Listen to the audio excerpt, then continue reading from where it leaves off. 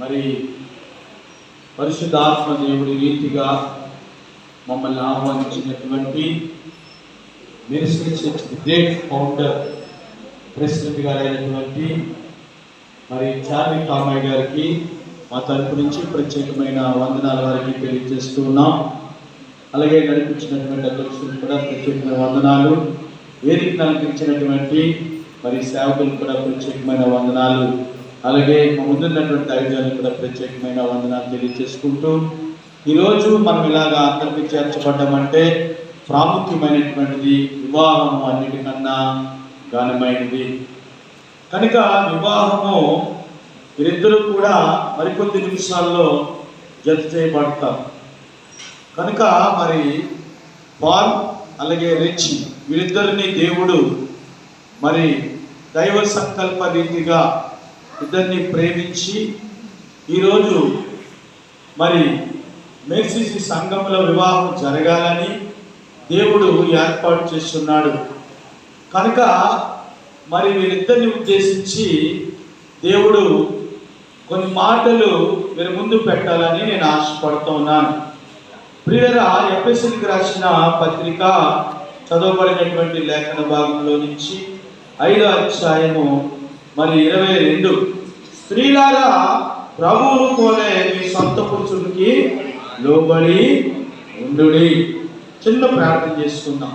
మహాపరిశుద్ధుడైన తండ్రి, జీవాన్ని కూడా జతపరిచి ప్రభువా నీ అమూల్యమైన రక్తము చేత మీరు కడగబడి ఉన్నారు. సంఘముగా మీరు పెళ్లి కుమారుడు కనుక మీ కొరకు వేచి ఉన్న వారంగా మేమందరమే ఉన్నాం. ఈ దినాన్న మీ కృపను బట్టి సమస్తమును కూడా మీ స్వాధీనంలో ఉంచుకొని నాయన మీరు మాట్లాడి ఈ పరిశుద్ధాత్మ నడిపింపు మాకు దయచేయమని, ఈ కొద్ది నిమిషాలు కూడా మీరొక్కరే ఘనత పొందుకోమని యేసు పరిశుద్ధ నామమున ప్రార్థిస్తున్నాను తండ్రి, ఆమేన్. ప్రప్రథముగా తండ్రి దేవునికి, కుమారుడైన యేసుక్రీస్తు ప్రభు వారికి స్తుతులు స్తోత్రాలు చెల్లిస్తూ కూడి వచ్చిన మీ అందరికీ, వేదికను అలంకరించినటువంటి దైవజనులకి, ప్రాముఖ్యంగా మరి చార్మి కామయ్య గారికి కూడా పెళ్లి కుమార్తె కూడా శుభములు నేను తెలియజేస్తున్నాను. పిల్లరా, ఇప్పటి వరకు కూడా మరి పాల్ కానీ రిచ్ కానీ వాళ్ళిద్దరూ కూడా మరి వేరువేరుగా ఉన్నారు. ఇప్పుడు వారిద్దరూ కూడా దేవుని సముఖమందు దైవజనుల ద్వారాగా వారిద్దరూ జతపరచబడడానికి దేవుడు కృప చూపించాడు. దానికి కలిగినటువంటి కారణం ఏంటంటే ప్రార్థన జీవితంలో మంచి కార్యాలు చేస్తూ ఉంటుంది. ప్రార్థన మనుషుల జీవితాన్ని కడుతూ ఉంటుంది. ప్రార్థన మనుషుల్ని అభివృద్ధి పరుస్తూ ఉంటుంది. ఇవన్నీ కూడా లేఖనాల్లో ఉన్నాయి. కానీ బైబిల్ ప్రకారంగా స్త్రీలారా మీ సొంత పురుషుడికి మీరు లోబడి ఉండుడి. ఇప్పుడు రెచ్చి మరి పెళ్లి కుమార్తె తన సొంత భర్త అయినటువంటి పాల్కి లోబడి ఉండాలి. ఎందుకంటే ప్రభు లేఖనం సెలవిస్తుంది, పెళ్లి కుమారుడు త్వరలో రావడానికి ఆయన సిద్ధముగా ఉన్నాడు. వధువుగా వీళ్ళిద్దరినీ కూడా సంఘాన్ని సిద్ధపరిచి అమూల్యమైన విలువైనటువంటి రక్తము ద్వారాగా వీరిద్దరూ కూడా కడగబడి ఉన్నారు కనుక ప్రియులరా, దేవునికి నమ్మకముగాను జీవించినంత కాలము కూడా యేసుక్రీస్తు ప్రభువారికి కూడా లోబడాలి, సంఘానికి కూడా లోబడాలి. ఒకరికొకరు లోబడలేనటువంటి జీవితము ఎప్పుడూ కూడా ప్రియులరా అది అర్థవంతంగా ఉంటుంది. ఒకరికొకరు లోబడినటువంటి జీవితం, వాళ్ళిద్దరూ కలిపి వారి కాపురాన్ని కట్టుకోవడం మొదలు పెట్టాలి. ఏదైనా ఏ విషయంలోనైనా ఇబ్బంది వచ్చినప్పుడు మరి బైబిల్ ముందు పెట్టుకొని వాళ్ళిద్దరూ కూడా ప్రార్థన చేసుకోవాలి, దేవుణ్ణి అడగాలి. సమస్యలు అనేటువంటివి కానీ విభేదాలు అనేటువంటివి కానీ చిన్నవి వస్తూ ఉంటాయి. ప్రతి దానికి కూడా దేవుడు పరిష్కారం అనేటువంటి చూపిస్తూ ఉంటాడు. ఆ పరిష్కారం చూపిస్తున్నటువంటి దేవుడు పిల్లలుగా వీరు సంఘానికి అలాగే మరి దేవునికి కూడా లోబడి వీరి జీవితాన్ని ఒక కుటుంబముగా కట్టుకుని వీరు రానున్న దినాల్లో అనేక మంది ఎదుట ఆశీర్వాదకరమైనటువంటి కుటుంబముగా ఉండాలని దేవుడు ఆశపడుతూ ఉన్నాడు. దేవుడు ఎప్పుడు కూడా మంచి చేయాలని, దేవుడు అభివృద్ధి చేయాలని యేసుక్రీస్తు ప్రభువారు కనుక మరి చాలా క్రమము, పద్ధతి ఇవన్నీ కూడా చాలా అవసరం. కనుక పిల్లలు చూడండి, అలాగే ఉంది, పురుషులారా మీరును మీ భార్యని ప్రేమించండి. భార్యని భర్త ప్రేమించాలండి. భార్యని ప్రేమించలేనటువంటి భర్త ఎప్పుడు కూడా తనని ప్రేమించుకోలేడు, భార్యని కూడా ప్రేమించుకోలేడు. ఎలాగైతే పురుషుడు తన శరీరాన్ని ఎంత సంకుచితంగా కాకుండా బాగా ప్రేమించుకుంటాడు, మంచి పెరగం కొట్టుకుంటాడు, చాలా అందంగా చూసుకుంటాడు, మంచి పౌడర్ రాసుకుంటాడు, హెయిర్ పదే పదే దువ్వుకుంటాడు, అలాగే తన శరీరమును తన ముఖ బృందమును కూడా ఎంతగా చూసుకొని ఎంతగా నేను చాలా అందంగా ఉన్నానని పొంగిపోతూ ఉంటాడు అద్దంలో చూసుకుని పురుషుడు. అలాగే తన భార్యను కూడా ప్రేమించాలి.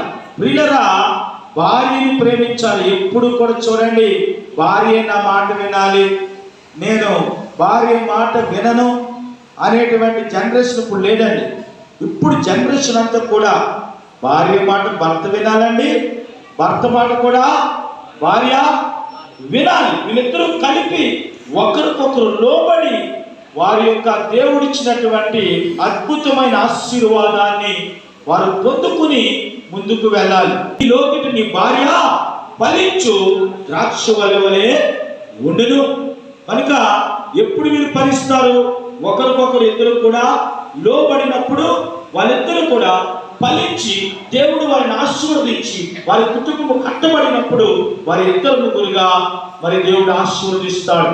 కనుక దేవుని బిడ్డల కుటుంబ వ్యవస్థ అంటే ఆశామూషి కాదు.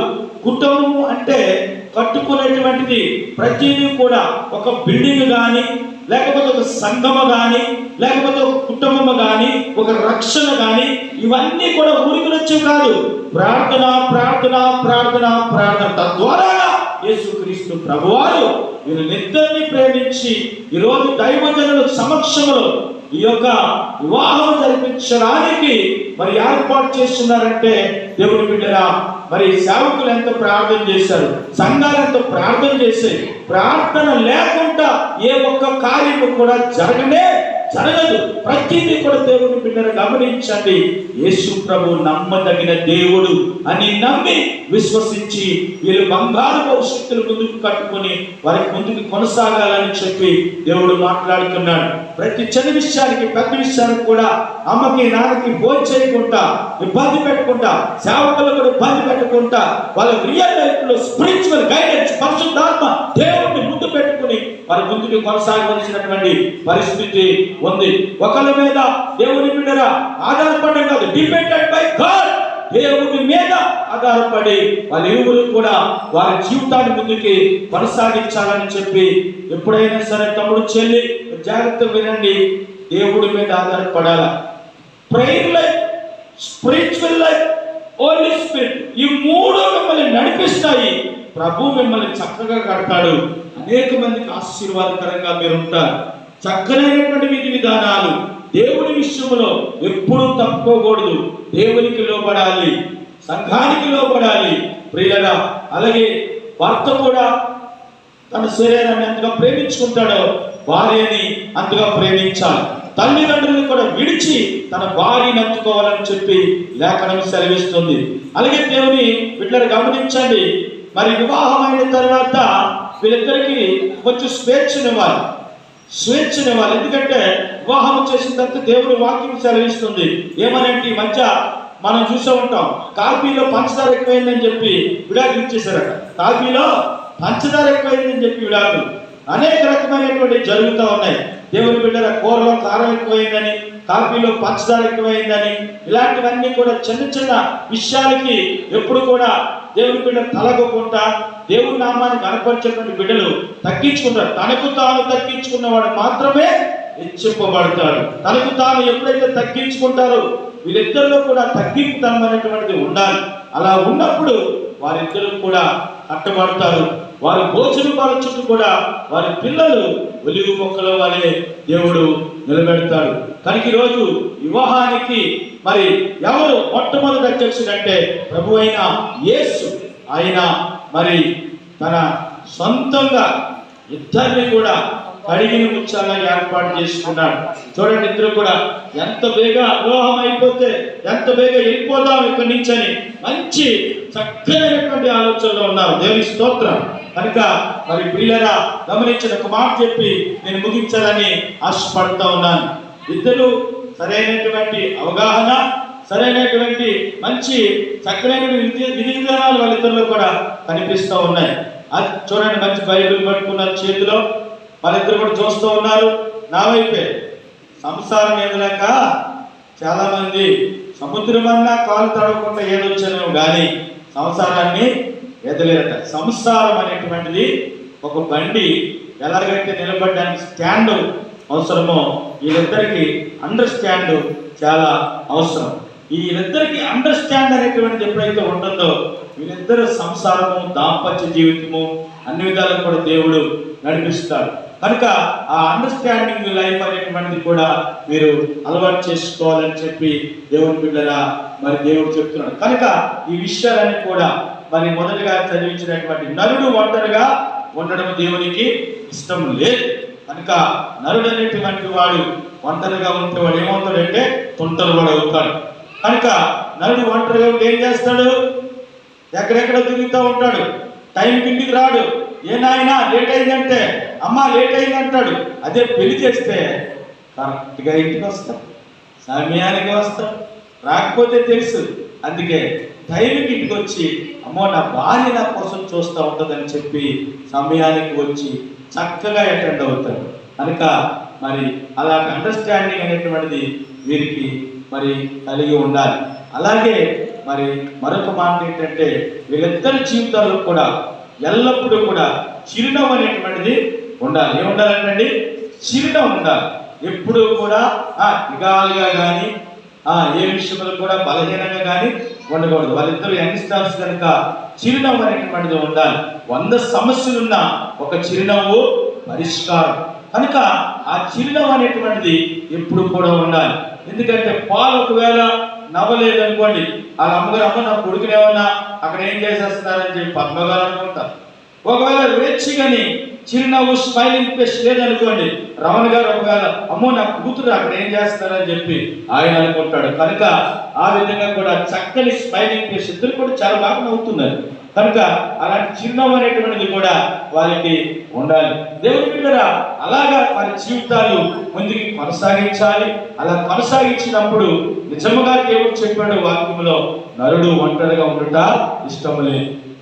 మరి ఇస్సాకుని మరి రెబెకా ప్రేమించినప్పుడు మరి ఎంతగానో వారు ఒకరికొకరు చూసి ఎలియాజరు అడిగినప్పుడు చక్కగా ఒప్పుకున్నారు.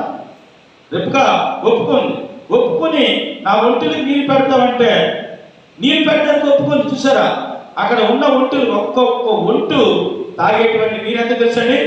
800 లీటర్లు తాగుతుంది ఒక ఒంటు. ఆ 800 లీటర్లు నీరు పెట్టేటువంటి ఓపిక ఆనాడు రెబెకాకి దేవుడు ఇచ్చాడు. అంటే సంసారం అనే బాధ్యత అనేటువంటిది, వివాహం అనేటువంటి బాధ్యత, కట్టడం అనేటువంటిది, ఇవన్నీ కూడా దేవుడు ఏర్పాటు చేసినటువంటిది. కనుక వివాహము అన్నిటికన్నా ఘనమైనదని దేవుడు చెప్పాడు. హల్లెలూయా. కనుక ఈ ఘనమైనటువంటి వివాహానికి అందరూ కూడా ఆహ్వానించబడ్డారు. అందరికంటే ముందు మరి మన దైవజనులు ఈ యొక్క ప్రాంతానికి దేవుడు ఆశీర్వదించినటువంటి సంఘముగా, మరి అంతేకాకుండా అనేక మందికి ప్రాంతానికే దీవెనకరమైనటువంటి సేవకుల్ని ఈ ప్రాంతానికి దేవుడు పంపించాడు. ఇలాంటి సంఘములో వివాహం జరగడం అనేటువంటిది ఇద్దరికి కూడా, పెళ్లి కుమార్తె కూడా వారి చేతుల మీదుగా జరగడం ఎంతో ఆశీర్వాదం, ఎంతో దీవెన. కనుక దేవుని ప్రియమైన బిడ్డరా, మరి జరగబోయే తదుపరి కార్యక్రమం అంతా కూడా దయచేసి చక్కగా దేవుని చేతులకు అప్పగిస్తూ అంతా కూడా పరిశుద్ధాత్మ దేవుడు కార్యం చేసేలాగా దేవుని మాటలు దీవించును గాక. ఆమేన్. అందరం కూడా దేవునికి స్తోత్రం చెప్తూ మనం వచ్చిన